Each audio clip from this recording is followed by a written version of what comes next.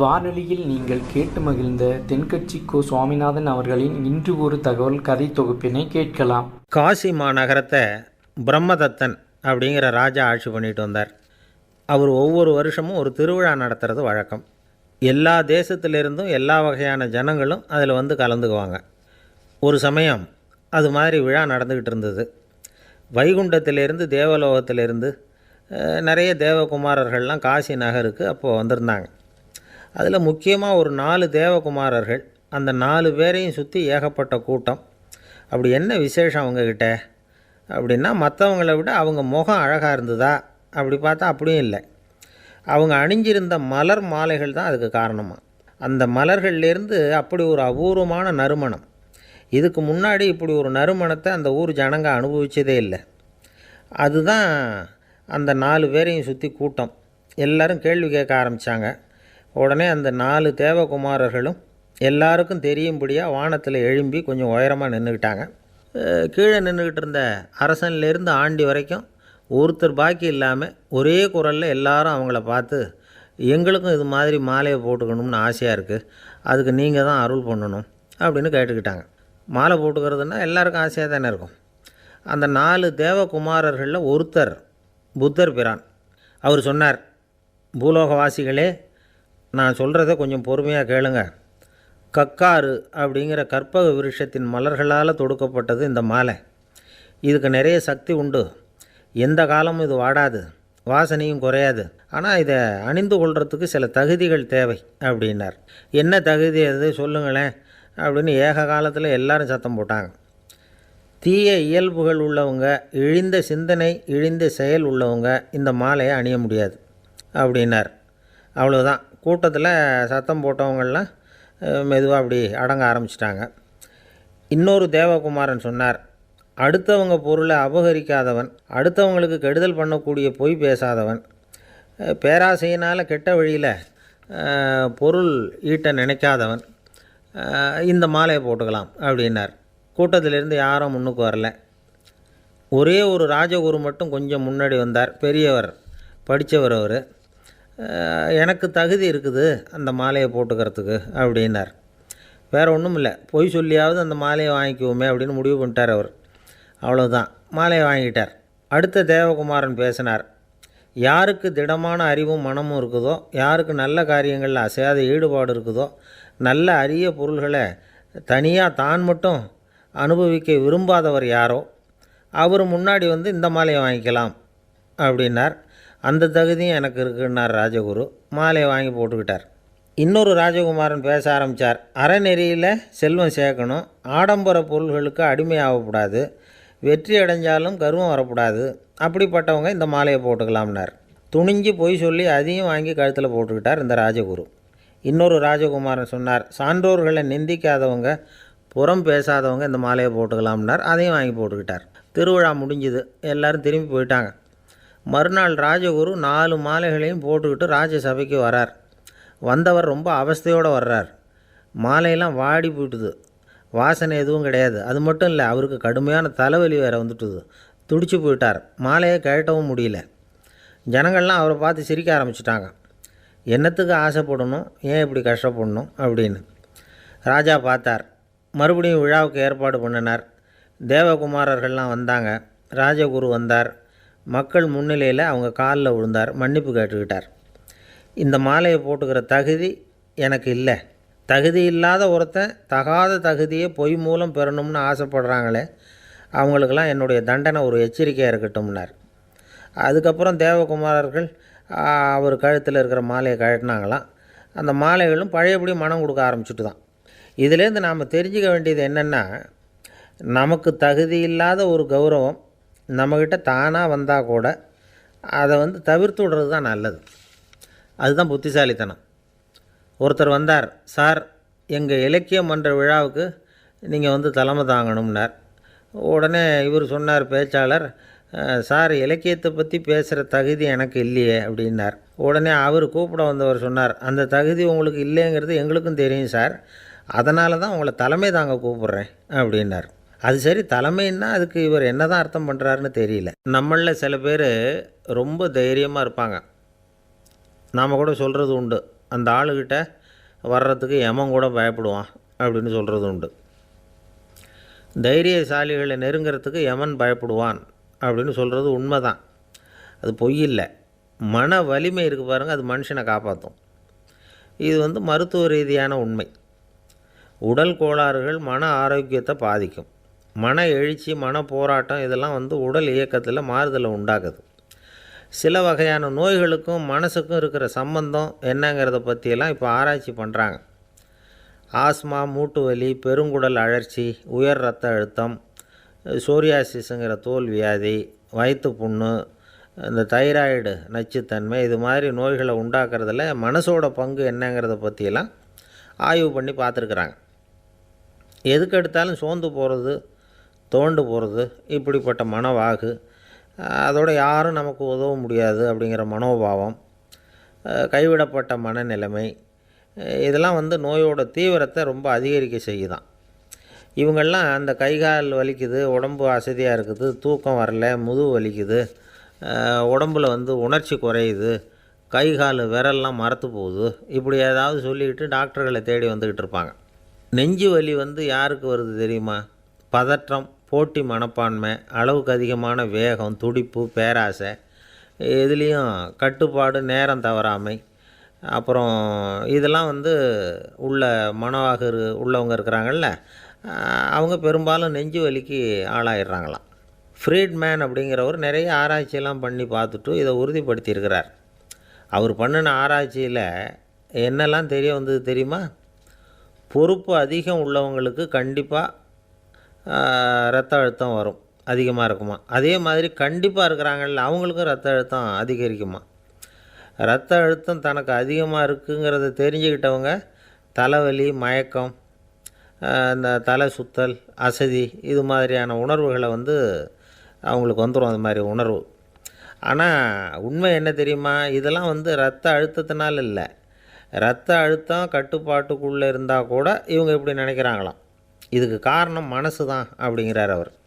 சில பேர் எப்படி தெரியுமா? ஒருத்தர் மாரடைப்பால் இறந்து போனார் அப்படின்னு கேள்விப்பட்டால் போதும், இறந்து போகிறதுக்கு காரணம் இதயம்தான் அப்படிங்கிற பீதியால், இதய தளர்ச்சி அப்படிங்கிற மனநோயால் பாதிக்கப்படுறார்.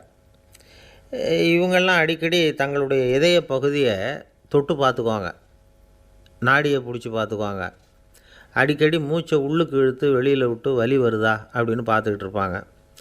வேறு எங்கேயாவது வலிச்சா கூட நெஞ்சை வலிக்குதா அப்படின்னு பார்ப்பாங்க. நெஞ்சு வலிக்குதுன்னு கூட சில பேர் சொல்ல ஆரம்பிச்சிருவாங்க. ஆஸ்மாவுக்கும் மனசுக்கும் சம்பந்தம் உண்டு. தீர்வு காண முடியாத மன போராட்டங்கள் எல்லாத்துக்கும் அடுத்தவங்களையே சார்ந்து இருக்கிற மனநிலை, இதெல்லாம் ஆஸ்மாவினுடைய தீவிரத்தை அதிகப்படுத்திடும். பயம், இது எப்படின்னா என்ன நடக்குமோங்கிற பதட்ட நிலை, அப்புறம் இந்த பயம், இதெல்லாம் சுவாசித்தலை அதிகரிக்க செய்யுது இல்லையா. இதனால் இரத்தத்தின் காரத்தன்மை அதிகமாகி நோயின் தீவிரமும் அதிகமாகுது. மன போராட்டம், மனக்கவலை, மன இறுக்கம், இதெல்லாம் தோல் வியாதியை தூண்டி விடுதான். இது மாதிரி இன்னும் எவ்வளவோ இருக்குது. அதனால் இன்றைக்கி நமக்கு தேவை என்னென்னா மன வலிமை, மலர்ந்த முகம், இது ரெண்டும் இருந்துட்டுதுன்னா பலவிதமான நோய்கள் நம்மக்கிட்ட நெருங்கி வராது. டாக்டர் என்ன நெருங்காமல் இருக்கிறதுக்கு நான் ஒரு காரியம் பண்ணுறேன் அப்படின்னார் ஒருத்தர். அவர் என்ன அர்த்தத்தில் சொன்னார்னா, டாக்டர் அவரை நெருங்காமல் இருக்கிறதுக்கு அவர் ஒரு காரியம் பண்ணுறாராம். நண்பர்கிட்ட சொன்னார். நண்பர் கேட்டார், அது என்ன காரியம் பண்ணுற அப்படின்னு கேட்டார். தினம் ஒரு ஆப்பிள் பழம் சாப்பிட்றேன்னார் அவர். ஏன்னா ஆங்கிலத்தில் ஒரு பழமொழி சொல்லுவாங்கள்ல, an apple a day keeps doctor away அப்படிம்பாங்க. ஒரு ஆப்பிள் பழம் சாப்பிட்டா டாக்டர் விலகியே இருப்பார், டாக்டர்கிட்ட போக வேண்டிய அவசியம் இருக்காது அப்படிங்கிறதுக்காக அந்த பழமொழி சொல்கிறது. என்னென்னா, யாருமே நெருங்காமல் இருக்கிறதுக்கு நான் ஒரு காரியம் பண்ணுறேன்னார் இன்னொருத்தர். டாக்டர் நெருங்காமல் இருக்கிறதுக்கு ஆப்பிள் பழம் சாப்பிட்றேன்னார் அவர். என்னை யாருமே நெருங்காமல் இருக்கிறதுக்கு நான் ஒரு காரியம் பண்ணுறேன்னார் இன்னொருத்தர். அது என்னன்னு கேட்டோம். தினம் ஒரு பூண்டு சாப்பிட்றேன்னார். ஏ கார்லிக் எ டே கீப்ஸ் எவ்ரிபடி அவே அப்படின்னு அதுக்கு ஒரு புது விளக்கமும் கொடுத்தார். நம்பிக்கை இல்லைன்னா இந்த உலகத்தில் நாம் நடமாடவே முடியாது. அவநம்பிக்கையோடு இருந்துக்கிட்டு இருந்தால் என்றைக்கும் அவஸ்தை தான். நாம் நம்புறது நடக்குதோ இல்லையோ அது வேறு விஷயம். ஆனால் எதையும் நம்பி தான் நாம் அடி வைக்க வேண்டியிருக்கு. வேறு ஒன்றும் வேணாம், ஒரு லாட்ரி சீட்டு வாங்குகிறோம். அது எங்கே நமக்கு விழப்போகுது அப்படிங்கிற நம்பிக்கையோடவா வாங்குகிறோம்? பரிசு நமக்கு தான் அப்படிங்கிற நம்பிக்கை உள்ளூர இருக்கிறதுனால தான் அதை வாங்குகிறோம். இருந்தாலும் முடிவு வேறு மாதிரி ஆகிடுது. அதுக்காக மனசு சோர்ந்து போகிறதில்ல. அடுத்த மாதமும் சீட்டு வாங்குகிறோம். இந்த நம்பிக்கை தான் மனித வாழ்க்கைக்கு ஆதாரம். ஒரு கடையில் போய் டீ சாப்பிட்றீங்க. அந்த டீ நல்ல டீ தானா, அதில் விஷம் கலந்துருக்குமா அப்படிங்கிற சந்தேகம் வந்துட்டுதுன்னு வச்சுங்க. அதுக்கப்புறம் அதை எப்படி நீங்கள் சாப்பிட முடியும்? நம்பி தான் சாப்பிட்ணும். ரயில் ஒழுங்காக போய் சேருங்கிற நம்பிக்கை இருக்கிறதுனால தான் அதில் ஏறி உட்காடுறோம். லெட்டர் ஒழுங்காக போய் சேருங்கிற நம்பிக்கை இருக்கிறதுனால தான் பெட்டியில் போடுறோம். சரி, நம்ம கதையெல்லாம் நம்மளோட இருக்கட்டும். மனித நம்பிக்கை எந்த அளவுக்கு உறுதியாகவும் அறிவுபூர்வமாகவும் இருக்கணுங்கிறதுக்கு அலெக்சாண்டர் வாழ்க்கையில் நடந்த ஒரு சம்பவத்தை உதாரணமாக சொல்லலாம். இந்த உலகத்தையே ஜெயிக்கணும்னு புறப்பட்டார் அலெக்சாண்டர். ஒரு கட்டத்தில் அவர் சிட்னஸ் நதி கரைக்கு சேர்ந்தார். அந்த சமயத்தில் அவருக்கு கடுமையான நோய் வந்துட்டுது.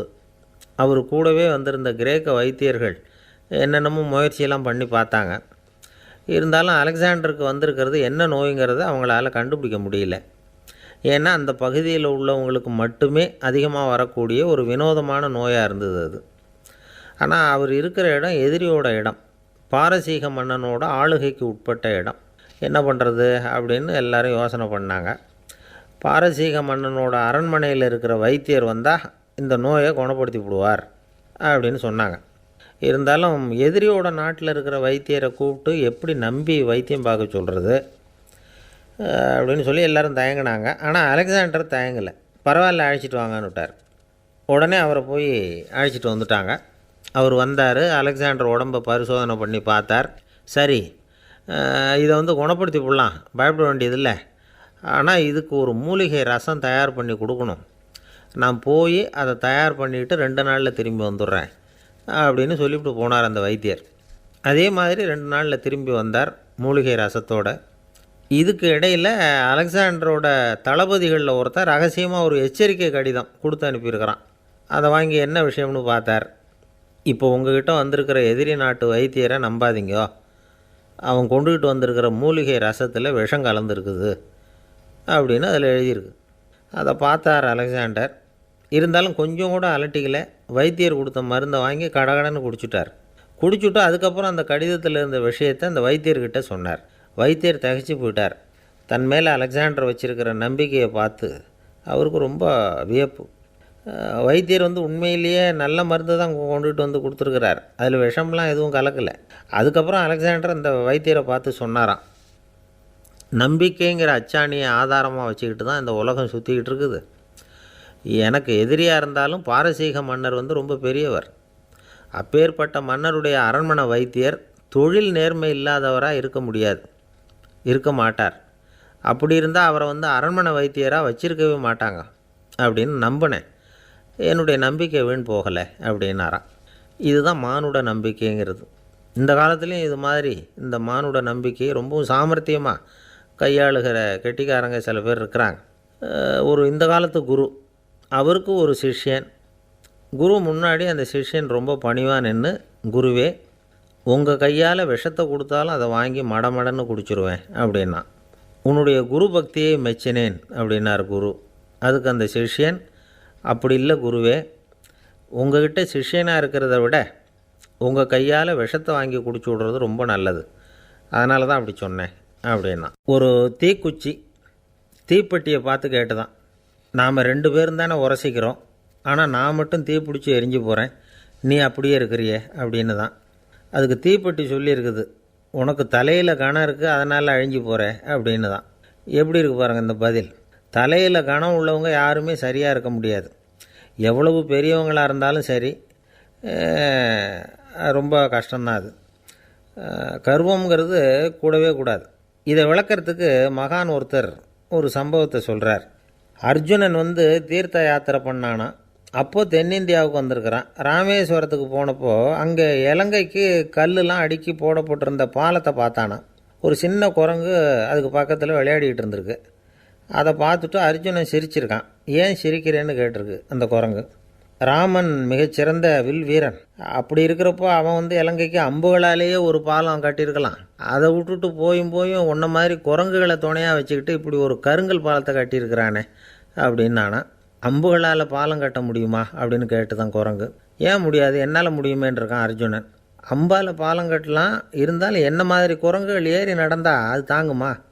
அதனால தான் ராமர் கருங்கல் பாலமே கட்டினார் அப்படின்றது குரங்கு சொல்லிச்சான். அப்படியே சொல்கிற, நான் வேணும்னா இப்போ அம்புகளாலேயே ஒரு பாலத்தை கட்டுறேன், நீ அது மேலே ஏறி நடந்து பார்.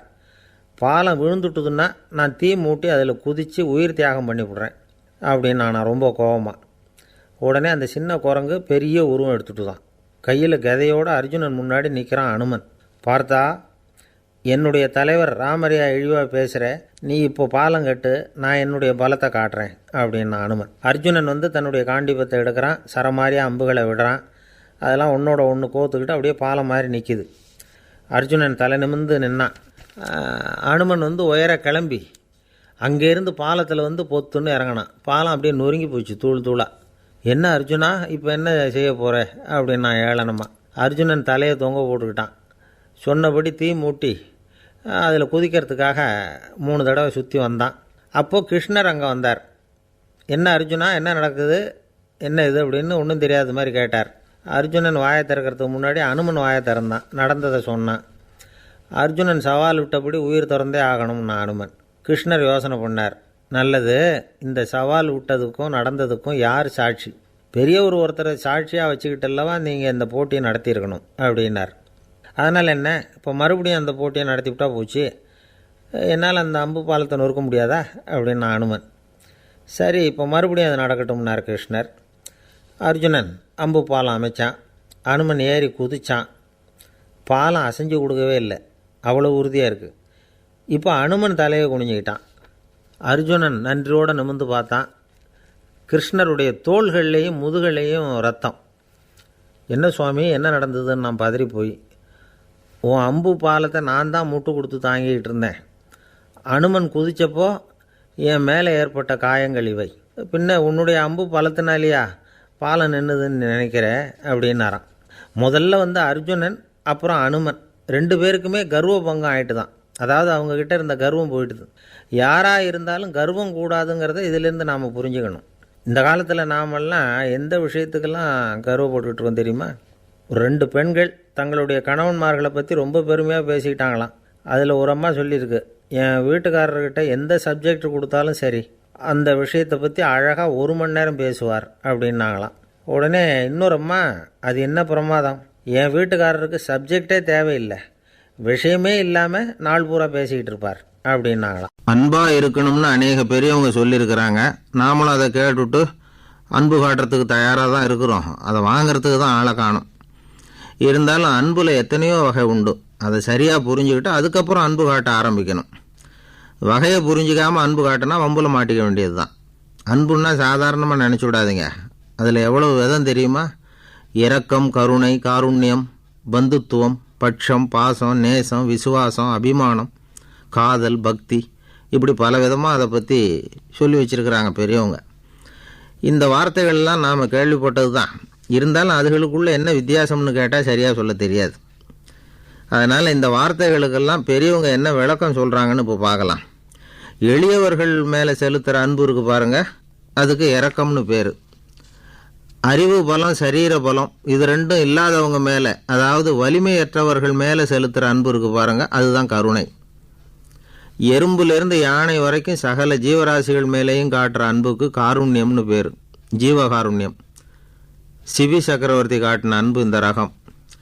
உறவினர்கள், சொந்தக்காரங்க, அவங்க வசதியாக இருந்தாலும் வறுமையில் இருந்தாலும் வித்தியாசம் இல்லாமல் காட்டுற அன்பு இருக்குது பாருங்கள், அதுக்கு பேர் பந்துத்துவம்.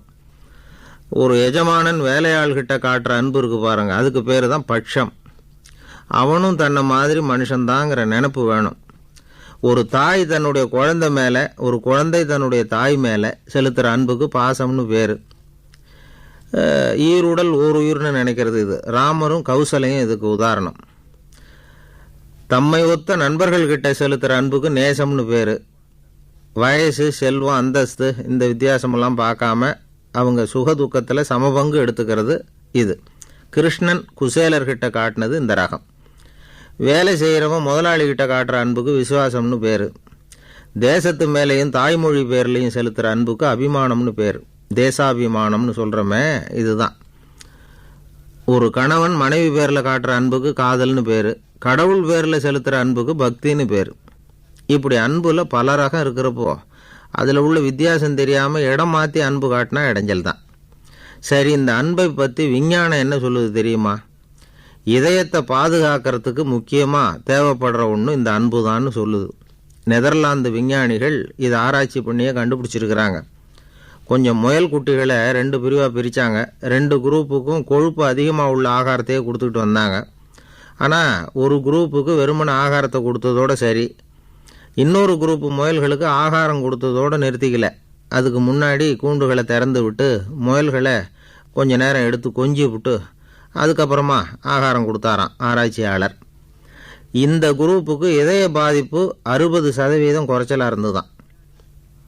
சில நோயாளிகளுக்கு ஹார்ட் அட்டாக் வந்தாலும் அதை தாங்கிக்கிட்டு குணமாகிற சக்தி அதிகமாக இருக்குது. இது எப்படின்னு ஆராய்ச்சி பண்ணி பார்த்துருக்குறாங்க. அவங்கெல்லாம் மனைவி தன் பேரில் ரொம்ப அன்பாக இருக்கிறதாக நினைக்கிறவங்களாம் இருக்கிறாங்களாம். இதய நோயாளிகள் பல பேரை சந்தித்து இதய நோய் ஏற்பட என்ன காரணம்னு கேட்டிருக்கிறாங்க. அவங்க சொன்ன காரணம்லாம் சாப்பாடு சம்மந்தமாக இல்லையா, மனைவி அன்பா இல்லை, இப்படிப்பட்ட காரணத்தை தான் சொல்கிறாங்களாம்.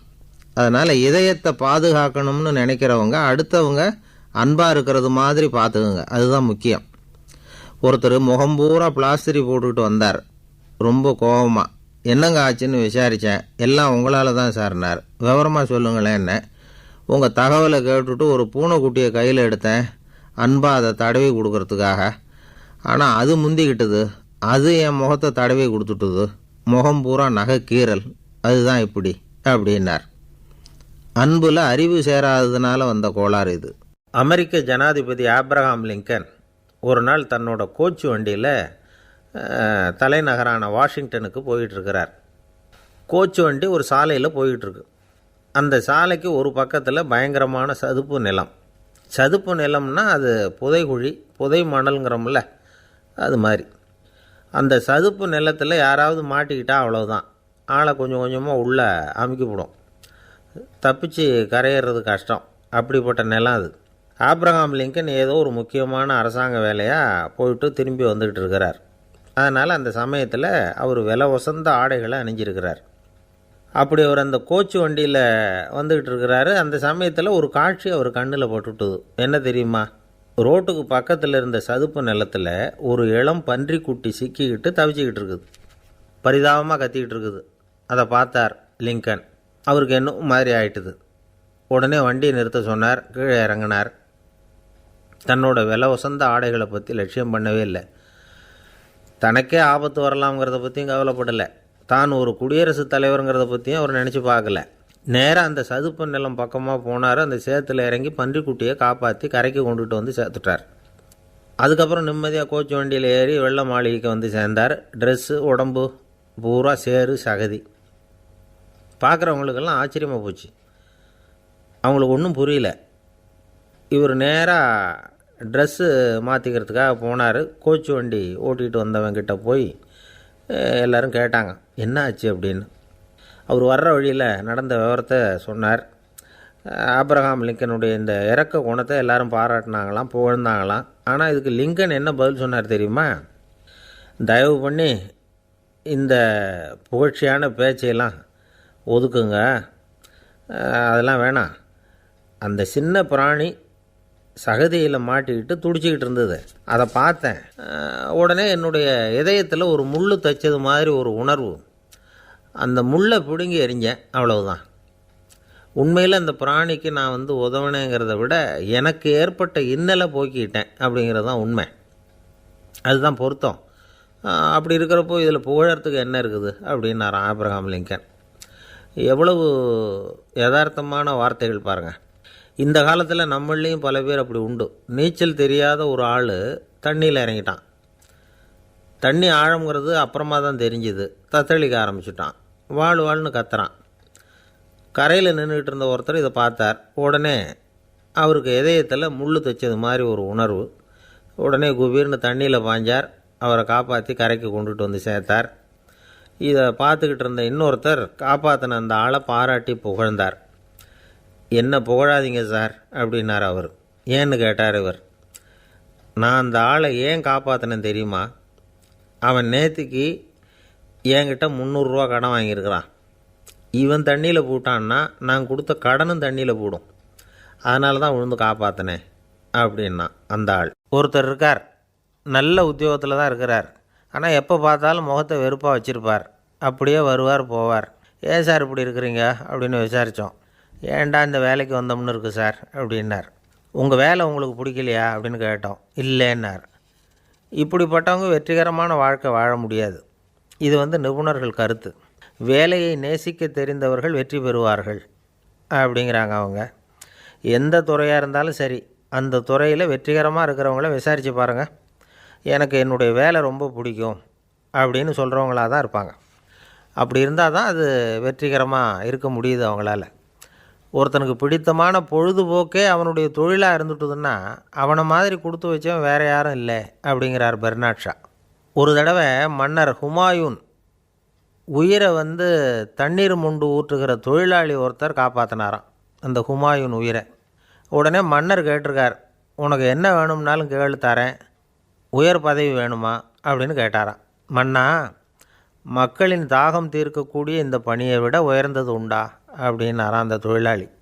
அவரால் அவருடைய வேலையை நேசிக்க முடிஞ்சுது. அதனால் மகிழ்ச்சியாக இருக்க முடிஞ்சுது. நாமெல்லாம் அப்படி இல்லை. வேலை கிடைக்கிற வரைக்கும் கிடைச்சா போதும் அப்படின்னு இருக்கோம். கிடைச்சதுக்கப்புறம் ஏன்டா இந்த வேலைக்கு வந்தோம்னு ரொம்பவும் அழுத்துக்குவோம். சரி, நாம் இருக்கிற இடத்துல நாம் வெற்றிகரமாக இருக்க வழி உண்டா அப்படின்னா உண்டுன்னு சொல்கிறாங்க. அதாவது மன இயல் நிபுணர்கள் இருக்கிறாங்க இல்லையா, அவங்க அதுக்கு முக்கியமாக 6 வழிகள் சொல்கிறாங்க. நீங்கள் ஒரு அலுவலகத்தில் வேலை பார்க்குறவரா அப்படின்னா இதை கேளுங்க. அதாவது உங்கள் மேலதிகாரி எதிர்பார்ப்புக்கு தகுந்த மாதிரி உங்கள் வேலை இருக்குதா? அப்படி இல்லைன்னா முதல்ல உங்கள் வேலையின் தரம் உயரணும். உங்களுக்கு மேலே கீழே வேலை பார்க்குற பணியாளர்கள்கிட்ட நல்ல விதமாக பழகுறீங்களா? அந்த உறவு முறையில் ஏதாவது குறை இருந்தால் அதை கண்டுபிடிச்சி சரி பண்ணுங்கள். நம்பிக்கைக்கு உரியவர் அப்படின்னு நீங்கள் பேர் எடுக்கணும். நீங்கள் எடுக்கிற முடிவு நல்ல முடிவாக தான் இருக்கும் அப்படின்னு அடுத்தவங்க சொல்லணும். உங்கள் தோற்றத்துக்கு முக்கியத்துவம் கொடுங்க. இது மனம் உடல் ரெண்டும் சம்மந்தப்பட்டது. அதனால் மனசையும் ஆரோக்கியமாக வச்சுருக்கணும், உடம்பையும் ஆரோக்கியமாக வச்சுருக்கணும். உங்களுடைய நிர்வாகம் செயல்படுற விதத்தை நல்லா புரிஞ்சு வச்சுக்கணும். உங்களுடைய நிர்வாகம் இப்போ ஒரு காரியம் செய்யுதுன்னு வச்சுங்க, ஏன் அப்படி செய்யுது, எதுக்காக அப்படி செய்யுது, அதனுடைய குறிக்கோள் என்ன, அது நீடிக்கிறதுக்கு காரணம் என்ன, இதையெல்லாம் தெரிஞ்சுக்கணும். சிரிப்புக்கு வஞ்சகம் பண்ணக்கூடாது. நல்லா சிரிக்கணும், அப்போ தான் அது திரும்ப கிடைக்கும். கடந்த கால தோல்வியை பற்றி கவலைப்படக்கூடாது. முதலாளி விருப்பம் தெரிஞ்சு நடந்துக்கிறது நல்லது தான். அதுக்காக காக்கா பிடிக்கணுங்கிற அவசியம் இல்லை. உங்களுக்கு ஒரு பொறுப்பான வேலை கிடைக்குது, உடனே சத்தம் குழப்பம் அப்படின்னு சூழ்நிலையை இறுக்கமாக ஆக்கிடக்கூடாது. எந்த சூழலையும் இயல்பாக கையாளக்கூடியவர் அப்படிங்கிறத காட்டணும். இதெல்லாம் உங்கள் துறையில் நீங்கள் வெற்றி பெற நிபுணர்கள் சொல்கிற யோசனைகள். இவ்வளவு விவரமும் சொல்லிவிட்டு ஒருத்தரை பார்த்து கேட்டோம், இப்போ சொல்லுங்கள், நீங்கள் செய்கிற வேலை உங்களுக்கு பிடிச்சிருக்குதா அப்படின்னோம். ரொம்ப ரொம்ப பிடிச்சிருக்குது அப்படின்னார். சரி, என்ன செஞ்சிகிட்ருக்குறீங்க அப்படின்னு கேட்டோம். சும்மா தான் இருக்கிறேன் அப்படின்னார் அவர். இந்த உலகத்தில் எல்லாருக்கும் மகிழ்ச்சி தரக்கூடிய ஒரு பொருள் எது? இது ஒரு முக்கியமான கேள்வி. இந்த கேள்விக்கு பொருத்தமான ஒரு பதிலை உங்களால் சொல்ல முடியுமா? அதாவது கொஞ்சம் யோசித்து பார்த்தா பணம்னு சொல்லலாமா? இப்போ கையில் காசு இல்லாதவங்ககிட்ட ஒரு 10 ரூபாயை கொடுத்தா அது அவனுக்கு சந்தோஷத்தை கொடுக்கும். ஏற்கனவே வருமான வரி பிரச்சனையில் சிக்கி இருக்கிறவர்கிட்ட இன்னும் கொஞ்சம் பணம் இந்தாங்கன்னு சொல்லி கொடுத்தோம்னா அது அவருக்கு சங்கடத்தை தான் கொடுக்கும். அதனால் அந்த கேள்விக்கு பணங்கிறது பொருத்தமான பதிலாக இருக்க முடியாது. கேள்வி என்னென்னா, இந்த உலகத்தில் எல்லாருக்கும் மகிழ்ச்சி தரக்கூடிய ஒரு பொருள் எது? சரி, இனிப்புன்னு சொல்லலாமா? ஏன்னா எல்லாருக்கும் இனிக்க தானே செய்யும். அதுலேயும் ஒரு சிக்கல் இருக்குது. சர்க்கரை வியாதிக்காரங்களுக்கு அது என்ன சந்தோஷத்தையாக கொடுக்கும்? ஆக எல்லாருக்கும் வேறுபாடு எதுவும் இல்லாமல் மகிழ்ச்சியை கொடுக்கக்கூடியது வேறு ஏதோ ஒன்று இருக்குது. அது என்னன்னு கண்டுபிடிக்கணும். அதுதான் இன்றைக்கி தகவல். இப்போ அதை கண்டுபிடிக்கணும்னா இந்த கதையை கேட்கணும். அது என்ன கதைன்னா, ஒரு ஊரில் ஒரு ராஜா இருந்தார். அவருக்கும் இதே சந்தேகம் வந்துட்டுது. அதாவது எல்லாருக்கும் இன்பம் தரக்கூடிய பொருள் எது அப்படின்னு. இதுக்கு பதில் தெரிஞ்சுக்கிறதுக்கு ஆசைப்பட்டார். சரி, அதுக்கு என்ன செய்யலாம்னு யோசனை பண்ணார். நாட்டு மக்களுக்கு பகிரங்கமாக ஒரு அறிவிப்பு கொடுத்தார். நம்ம நாட்டு மக்கள் இன்பம் தரக்கூடிய பொருள் எதுன்னு நினைக்கிறாங்களோ அதை கொண்டுக்கிட்டு அரண்மனையில் உள்ள கண்காட்சி மண்டபத்தில் வைக்கலாம்.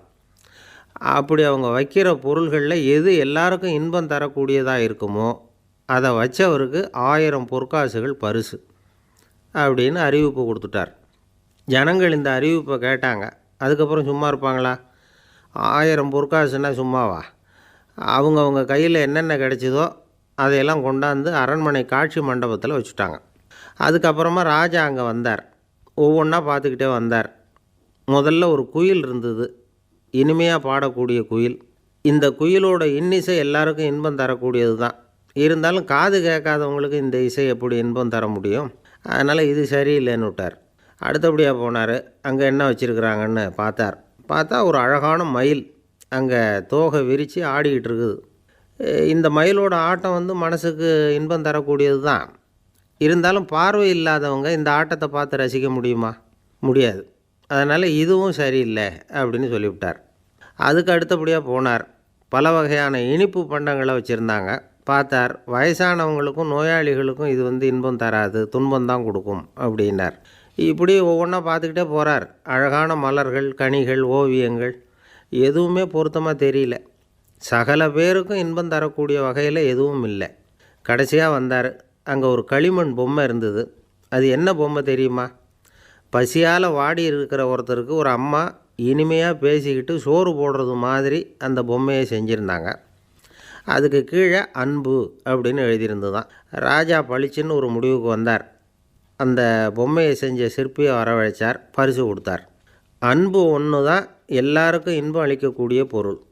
காது கேட்காதவங்களும் அதை கேட்க முடியும், பார்வை இல்லாதவங்களும் அதை பார்க்க முடியும், குழந்தைகளும் அதை உணர முடியும் அப்படின்னு அதுக்கு விளக்கம் கொடுத்தார் அந்த மன்னர். இந்த உலகத்தில் எல்லாருக்கும் மகிழ்ச்சி தரக்கூடிய ஒரு பொருள் அன்பு தான். அதை புரிஞ்சுக்கிட்டு தான் சில கணவன்மார்கள் மனைவி பேரில் ரொம்ப அன்பை காட்டிக்கிறது வழக்கம். ஒரு வீட்டு வாசப்படி பக்கமாக மழைக்கு ஒதுங்கினார் ஒருத்தர். மழை தூரிக்கிட்டு இருந்தது, இருட்டு நேரம். அந்த வீட்டில் இருந்தவர், இன்றைக்கி ராத்திரி வேணும்னா இங்கேயே தங்கிட்டு காலையில் போங்க அப்படின்னார். உடனே இவர் சொன்னார், ரொம்ப நன்றிங்க, ஒரு 10 நிமிஷத்தில் இதை வந்துவிடுறேன் அப்படின்னு சொல்லிவிட்டு எங்கேயோ ஓடினார். 10 நிமிஷம் கழித்து திரும்பி வந்தார். ஆமாம், எங்கே போயிட்டு வந்தீங்கன்னு கேட்டார் வீட்டில் இருந்தவர். நேராக எங்கள் வீட்டுக்கு போய் மனைவிக்கிட்ட இன்றைக்கி ராத்திரி இங்கேயே தங்கிக்கிறேன்னு சொல்லிவிட்டு வந்துவிட்டேன் அப்படின்னார் அவர். அன்பில் இது ஒரு ரகம். ஒரு நாள் ஒரு தகப்பனார் தன்னுடைய பிள்ளையை அழைச்சிட்டு வந்தார். சார், இவன் சரியாக படிக்க மாட்டேங்கிறான், பெரியவங்களை மதிக்க மாட்டேங்கிறான், நீங்கள் கொஞ்ச நாள் இவனுக்கு குருவாக இருந்து நல்ல விஷயங்களை சொல்லி கொடுத்தா தேவையில்லைன்னார். பெரியவங்களையும் மதிக்காதவன் எப்படி என்ன மதிக்க போகிறான் அப்படிங்கிறது நமக்கு யோசனை வரும் இல்லையா? வேணாங்க, என்னை விட்டுருங்க அப்படின்னோம். அவர் விட மாட்டேன்னு விட்டார். இல்லைன்னா அவரே சிஷ்யன் ஆகிடுவார் போல் இருந்தது. சரி, வேறு வழி இல்லாமல் அந்த பையனையே என்னுடைய சீடை நான் ஏற்றுக்கிட்டு உபதேசமெல்லாம் பண்ண ஆரம்பித்தோம். அதாவது குரு பக்தின்னா அது எப்படி இருக்கணுங்கிறத பற்றி சொல்லி கொடுத்தோம் அவனுக்கு. சதமகர் அப்படின்னு ஒரு குரு இருந்தார். அவருக்கு ஒரு சீடர். அவன் பேர் துளசி சைதன்யன், நைஷ்டிக பிரம்மச்சாரி. தன்னுடைய குருவுக்கு எந்த நேரத்தில் எது தேவைங்கிறத புரிஞ்சுக்கிட்டு சேவை செய்கிறவன். ஆனால் இவனை பற்றி மற்ற சீடர்களுக்கு பொறாமல் வந்துட்டுது. இவன் மட்டும் இப்படி இருக்கானேன்னு உடனே குருக்கிட்ட போய் கோல் மூட்டினாங்க. அவன் சரியில்லை, அவன் நடந்துக்கிறது சரியில்லை, அப்படி இப்படின்னு எதையாவது சொல்லி. இருந்தாலும் இதையெல்லாம் அந்த குரு நம்பலை. அவருக்கு தெரியும் யார் யார் எப்படின்னு. துளசி சைதன்யன் பெருமையை மற்ற சீடர்களுக்கு உணர்த்தணும் அப்படின்னு நினச்சார். அதுக்கு ஒரு வழி பண்ணார். ஒரு நாள் சீடர்களை எல்லாம் கூப்பிட்டுக்கிட்டு ஒரு காட்டு வழியாக போய்கிட்டு இருந்தார். அங்கே ஒரு பெரிய மலை அருவி கொட்டிக்கிட்டு இருந்தது.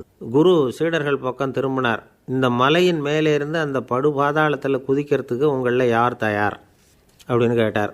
ஒரு சீடனும் வாயை திறக்கலை, ஒதுங்கி நின்றுக்கிட்டாங்க. பின்னாடி மூட்டை முடிச்சோடு வந்துக்கிட்டு இருந்தான் துளசி சைதன்யன். அவனை பார்த்தார். தபாரப்பா, நீ மேலே இருந்து அந்த அருவியில் குதி அப்படின்னார். அப்படியே செய்கிறேன் சுவாமின்னா ஓடி போய் பொத்துன்னு குதிச்சுட்டான். அடுத்த கணமே குருநாதர் தன்னுடைய யோக சக்தியால் பறந்து போய் அவன் கீழே விழுந்துடாமல் தாங்கி பிடிச்சி கொண்டுக்கிட்டு வந்துட்டார். மற்ற சீடர்களுக்கெல்லாம் ஒரு மாதிரி ஆயிட்டுது. அடுத்தபடியாக என்ன பண்ணலாம்னு யோசித்தாங்க இவனை மாட்டி விடுறதுக்கு. ஒரு நாள் வெத்தலை அடிக்கிற ஒரு சின்ன உரலையும் உலக்கையையும் எடுத்து ஒளிய வச்சுட்டாங்க. சதமகர் சன்னியாசி இல்லை, அவர் வெத்தலை போடுவார். பல்லு சரியில்லை, அதனால் இடித்து தான் வெத்தலையை போடணும். திடீர்னு வெத்தலை பாக்கு கேட்டார். வழக்கமாக உரலில் இடித்து தர்றது தான் துளசியின் பழக்கம். உரலை தேடினா கிடைக்கல, என்ன பண்ணுறது? குரு கேட்டுவிட்டாரே, குரு சேவை தானே முக்கியம். இவன் என்ன பண்ணால் வெத்தலை பாக்க தன்னுடைய வாயில் போட்டு முன்னு அதை எடுத்து அவர்கிட்ட கொடுத்துட்டான்.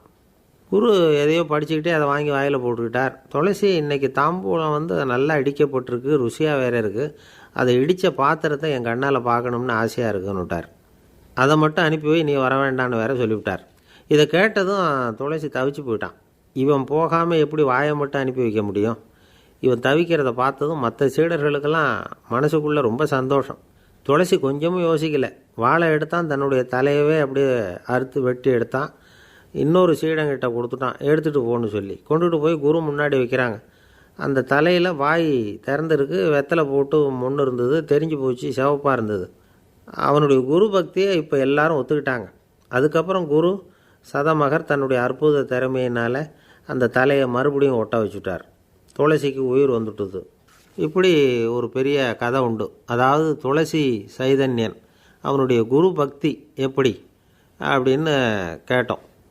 ரொம்ப அபாரம் அப்படின்னு அந்த பையன் அடக்கமாக, சும்மா விளையாட்டுக்காக தான் அப்படி அவங்ககிட்ட கேட்டோம். ஏன்பா உன்னுடைய குரு பக்தியை என்கிட்ட காட்டுறதுக்கு உன்னோட கழுத்தை நீயே அறுக்கணும்னு நான் சொன்னால் அதை நீ செய்வியா அப்படின்னு கேட்டோம். என்னுடைய கழுத்தை வந்து நானே அறுக்க வேண்டிய அவசியம் இல்லை சார் அப்படின்னா அவன். ஏண்டான்னு, அதே காரியத்தை தான் இனிமேல் நீங்கள் தினமும் செய்ய போகிறீங்களே சார் அப்படிங்கிறான். அரேபிய நாடு, அங்கே ஒரு ஆட்சி தலைவர், அரேபிய நாட்டு ஆட்சி பொறுப்பை ஏற்றுக்கிட்டவர். அவர் வந்து ஆட்சி பொறுப்பை ஏற்றுக்கிட்ட பிறகு ஒரு நாள் ஒரு தெருவில் நடந்து போய்கிட்டு இருந்தார். அவர் தோளில் ஒரு பெரிய துணி மூட்டை, அதை சுமந்துக்கிட்டு கடத்தெருவை நோக்கி அவர் போய்கிட்டு இருக்கிறார். வழியில் அவரை சந்தித்தார் உமர். அவர் கேட்டார், கலீஃபா அவர்களே எங்கே புறப்பட்டுட்டீங்க அப்படின்னு கேட்டார்.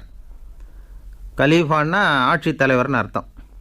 இதுக்கு அவர் சொன்னார், நான் வந்து துணி வணிகம் செய்கிறவன், அதனால் துணி வியாபாரம் செய்கிறதுக்காக போயிட்டுருக்கிறேன்னார்.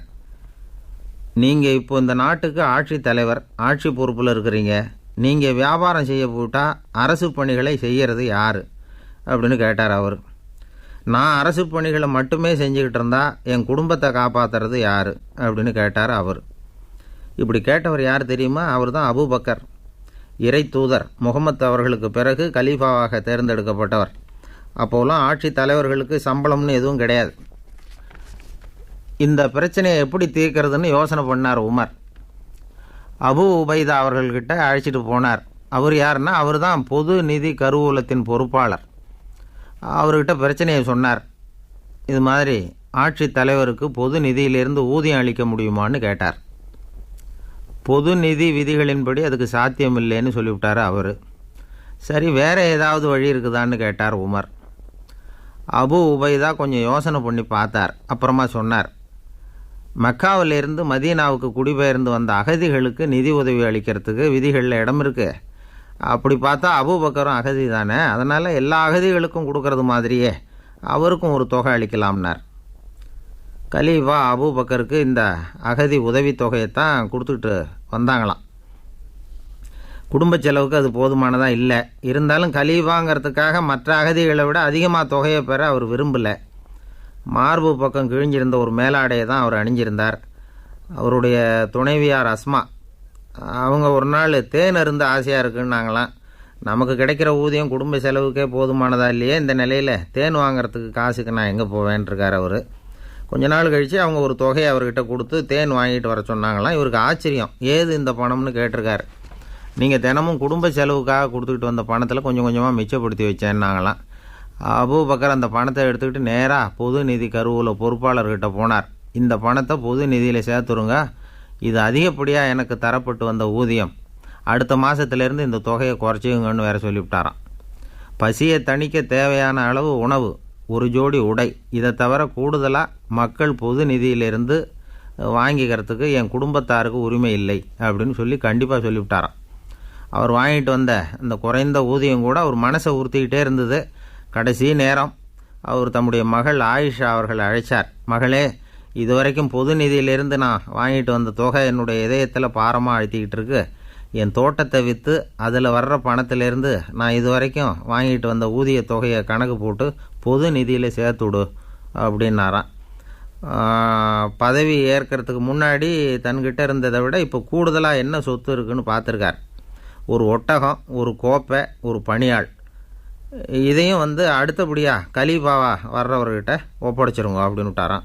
அதே மாதிரி அடுத்து வந்த உமர்கிட்ட ஒப்படைச்சாங்க. அப்போ உமர் சொன்னாராம், அபூபக்கரே, இந்த முன்மாதிரியால் உங்களுக்கு பிறகு இந்த ஆட்சி பொறுப்பை ஏற்கிறவர்களை பெரும் நெருக்கடிக்கு ஆளாகி விட்டீங்க அப்படின்னு சொல்லி ரொம்ப கண் கலங்கினாராம். கடைசியாக அபூபக்கர் தன்னுடைய குடும்பத்தாருக்கு விட்டு சென்ற சொத்து ஒரு படுக்கை விரிப்பு, ஒரு போர்வை, அவ்வளவுதான். இது சிந்திக்க வேண்டிய ஒரு செய்தி. ஒரு ஊரில் ஒரு மன்னர் இருந்தாராம். அமைச்சர் அவர்கிட்ட சொன்னாராம், மன்னா, நம்ம ராஜ்யத்தில் இனிமே லஞ்ச ஊழலே இருக்காதுன்னாராம்.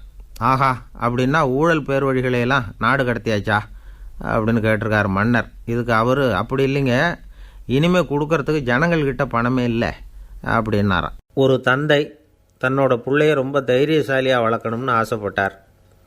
அதுக்காக அவனை கூப்பிட்டு உட்கார வச்சு இப்படி உபதேசம் பண்ணார். இதை பாருப்பா, நான் உன்னாட்டம் இருக்கிறப்போலாம் எதுக்கும் பயப்பட மாட்டேன், ரொம்ப துணிச்சலாக இருப்பேன். ஒரு நாள் ஒரு அப்பாவி எலியை ஒரு பூனை துரத்திட்டு ஓடிச்சு. நான் உடனே என்ன செஞ்சேன் தெரியுமா? அந்த பூனையை பிடிச்சேன், அது வாலில் ஒரு பட்டாசு சரத்தை கட்டினேன், கொளுத்தி விட்டேன், படபடன்னு வெடிக்க ஆரம்பிச்சுட்டுது. அது துள்ளிக்கிட்டு அங்கேயும் இங்கேயும் ஓடி இருக்கு பாரு ஓட்டம், ரொம்ப தமாஷு அப்படின்னார் அப்பா. இப்படி சொல்லிவிட்டு பையனை பார்த்து, இதை கேட்குறதுக்கு உனக்கும் துணிச்சல் வருதா? நான் என்னுடைய செயலை நீ கேட்குறப்போ உனக்கு துணிச்சல் வருதா அப்படின்னு கேட்டார். வருதுன்னா பையன். எப்படின்னா அப்படிங்கிற விவரத்தையும் சொன்னான் அவன். அதாவது, எலியை விரட்டினத்துக்காக பூனை வாலில் பட்டாசு கொளுத்துனீங்க நீங்கள், பூனையை விரட்டினத்துக்காக உங்கள் கழுத்தில் பட்டாசு சரத்தை மாட்டினா என்னென்னு தோணுது எனக்கு அப்படின்னு நான் பையன். பையனோட துணிச்சல் அப்பாவே நடுங்க வச்சுட்டுது. அது சரி, ஒரு அப்பா பிள்ளைக்கு இப்படியா உபதேசம் பண்ணுறது? எல்லாருக்கிட்டையும் அன்பாக பழகிறது எப்படி அப்படின்னு சொல்லி கொடுக்கணும். பிஞ்சு உள்ளங்களில் நஞ்சை தூவலாமா? ஒரு நாள் விநாயகர் ஒரு பூனையோடு விளையாடிக்கிட்டு இருந்தாராம். அப்படி ஆசையாக விளையாடிக்கிட்டு இருந்தப்போ அவரோட கை நகம் தவறுதெல்லாம் பூனையோட முகத்தில் பட்டுட்டு தான். அது ஒரு சின்ன கீறலை உண்டாகி விட்டுது. அப்பா அவர் அதை ஒரு பெருசாக நினைக்கல. கொஞ்ச நேரத்துக்கு அப்புறம் விநாயகர் வீட்டுக்கு வந்தார். அவங்க அம்மா பார்வதி தேவியை பார்த்தார். பார்வதி தேவி கன்னத்தில் விரலால் கீறினது மாதிரி ஒரு அடையாளம் இருந்தது. விநாயகருக்கு அதிர்ச்சி, ஆச்சரியம். நம்ம அம்மா இந்த உலகத்துக்கே தாயார், அப்பேற்பட்ட அவங்க முகத்திலேயே கீறலை உண்டாக்கக்கூடியவங்க யாராக இருக்க முடியும் அப்படின்னு யோசனை பண்ணார். தாயே, உன்னுடைய கன்னத்தில் இந்த வடு எப்படிம்மா ஏற்பட்டதுன்னு கேட்டார். குழந்தாய், இது நீ செஞ்ச காரியம்தான்ப்பா, உன்னுடைய கை நகம் கீறினதுனால ஏற்பட்ட வடு தான் இது அப்படின்னாங்க அவங்க. விநாயகர் திடுக்கிட்டு போட்டார். எப்படிம்மா அது? நான் எந்த காலத்துலேயும் ஒன்று அப்படி கீறினதாக எனக்கு நினைவு இல்லையே அப்படின்னார். இன்றைக்கி காலையில் ஒரு பூனையை கீறினதை நீ மறந்துட்டியா அப்படின்னாங்க அந்த அம்மா. விநாயகர் திகைச்சு போய் நின்னார். பார்வதி தேவி சொன்னாங்க, இதை பார்ப்பா, இந்த உலகத்தில் இருக்கக்கூடிய எல்லா உயிர்கள்லேயும் நான் இருக்கிறேன், நான் தான் இந்த உலகமாக ஆகியிருக்கிறேன். ஆகையினால நீ யாரை துன்புறுத்தினாலும் அது உண்மையிலேயே என்ன துன்புறுத்தினதாக தான் முடியும் அப்படின்னாங்க. விநாயகர் மனசுக்குள்ளே ஒரு வெளிச்சம் ஏற்பட்டு தான். அதுக்கப்புறம் அவர் யாரையுமே கல்யாணம் பண்ணிக்காததுக்கு அதுதான் காரணமாக. இந்த உலகத்தில் எல்லாரையும், இங்கே இருக்கிற எல்லாத்தையும் தாயின் வடிவமாக அவர் பார்க்க ஆரம்பிச்சிட்டாராம். குருதேவர் ராமகிருஷ்ணர் இந்த கதையை எடுத்து சொல்லியிருக்கிறார். நபிகள் நாயகம் ஒரு தடவை ஒரு நாற்காலியில் உட்காந்து என்னமோ யோசனை பண்ணிகிட்டு இருந்திருக்கிறார். அப்போ அவரோட உடையில் ஒரு கீழ்ப்பகுதி தரையில் படிஞ்சு கிடந்திருக்குது. அங்கே விளையாடிக்கிட்டு இருந்த ஒரு பூனை அது மேலே படுத்து தூங்கி போச்சு. தொழுகை செய்ய வேண்டிய நேரம் வந்துட்டது. நபிகள் நாயகம் எழுந்திருக்க பார்த்தார். அப்போ தான் பூனை தன்னோட உடை மேலே படுத்து தூங்கிட்டு இருக்கிறது கண்ணில் படுது. பூனையோட தூக்கத்தை கலைக்க விரும்பல அவர். தன்னுடைய சகோதரியை கூப்பிட்டார். ஒரு கத்திரிக்கோள் எடுத்துகிட்டு வர சொன்னார். பூனை படுத்திருந்த உடைப்பகுதி மட்டும் இருக்குல்ல, அதை மட்டும் அதோடு கத்திரிச்சு விட்டுட்டு அதுக்கப்புறம் அவர் எழுந்திரிச்சு தொழுகைக்கு போனாராம். அதாவது, பிற உயிர்கள்கிட்ட எப்படி அன்பு காட்டணுங்கிறத பெரியவங்க எவ்வளவோ விதத்தில் நமக்கு எடுத்து காட்டியிருக்கிறாங்க. இருந்தாலும் எத்தனை பேர் மனசில் அதெல்லாம் உரைச்சிருக்குது? நாமளும் நம்ம ட்ரெஸ்ஸு மேலே ஒரு பூனை படுத்திருந்தா ஒரு கத்திரிக்கோலை தான் தேடுவோம், எடுத்துக்கிட்டு வர சொல்லுவோம்.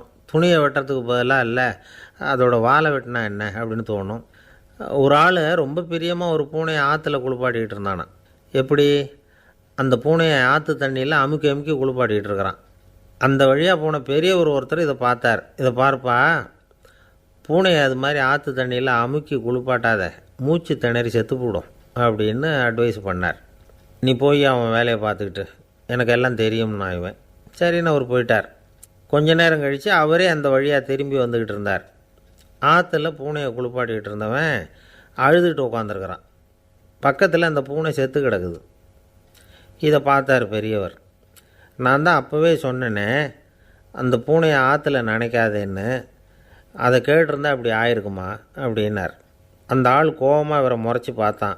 அட போய்யா, இந்த பூனை ஆற்றுல குளித்ததுனால ஒன்றும் செத்து போகல, குளித்ததுக்கப்புறம் அதோட உடம்பு ஈரமாக இருக்குதுன்னு அதை புழிஞ்சேன், அதனால தான் இப்படி ஆயிட்டுது அப்படின்னு நானாம்.